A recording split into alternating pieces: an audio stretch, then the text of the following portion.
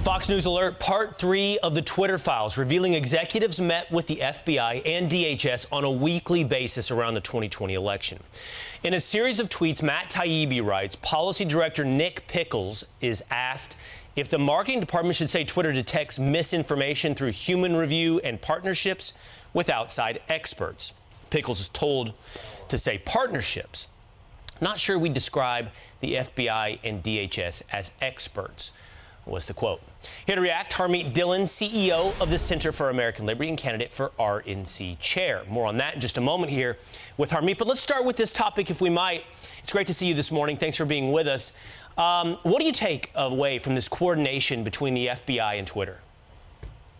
Well, I'm not surprised by it because actually we filed 2 different lawsuits over the last several years over this issue of the censorship of Twitter and how Twitter's censorship doesn't line up with its own terms of service. I suspected that something was up, like many other conservative activists over time. I've also seen my engagement go up and down on a large account with several 100,000 followers, and I suspected it was because of political suppression. We learned it was true when I represented a client, Rogan O'Handley. Judicial Watch sent a Public Records Act request to the state of California and found that there are thousands of documents proving that California coordinated with Twitter and other social media companies to do exactly this. Now we've learned through Eric Schmidt's lawsuit and other AGs that the federal government coordinated as well. So from Fauci to the FBI and probably other federal agencies we don't know about yet, it is clear that this has been happening, and in my opinion as a First Amendment lawyer, it is a violation of the First Amendment for our government to collude and coordinate with private entities to suppress the speech of American citizens for political or any purposes, and it's outrageous. And so far, the courts have been resistant to allow these claims. We have one case pending in the Ninth Circuit right now after argument last week.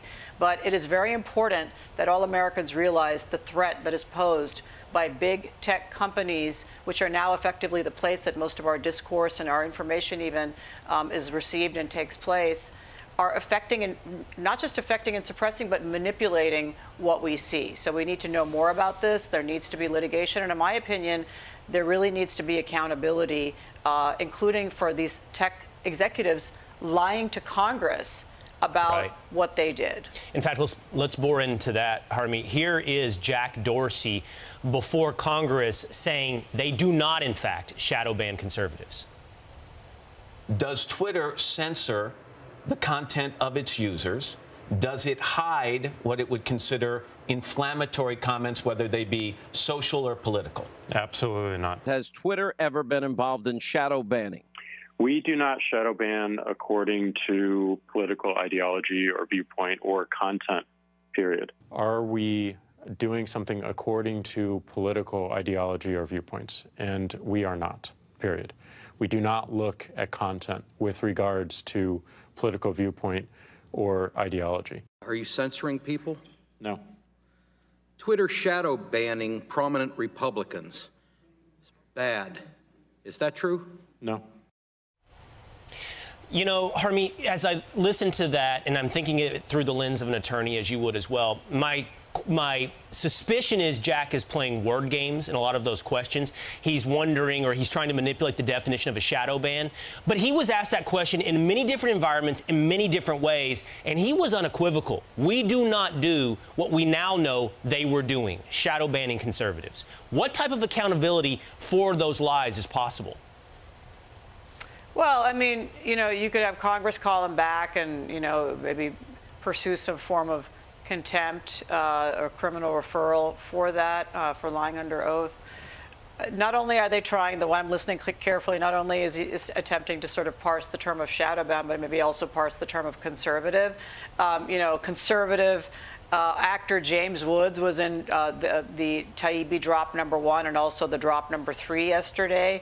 I don't think there's any question that they widely banned, shadow banned, deboosted, censored, even deplatformed conservatives specifically on the basis of their conservative ideology, affiliation, and viewpoint. And so I don't know if the feckless Congress, even on my side of the aisle, is going to be willing to do something about this. but they really should. And I'm expecting to see a flood of litigation as well. Well, on that note, Harmeet, you're running for chairwoman of the RNC against Ronna McDaniel. You know, on this issue and many others, what type of change could you effectuate? What type of accountability could you, and what type of wins could you bring to the Republican Party? Well, what I know is we've lost over the last 3 election cycles and 2 Georgia runoffs. And the losses are unacceptable. And our base is really fed up with it and frankly are not turning out at the polls because of that. Excuse me. The RNC plays a very important role overall to raise money, to set the message, set the tone, to train our volunteers and our staff to get out the vote.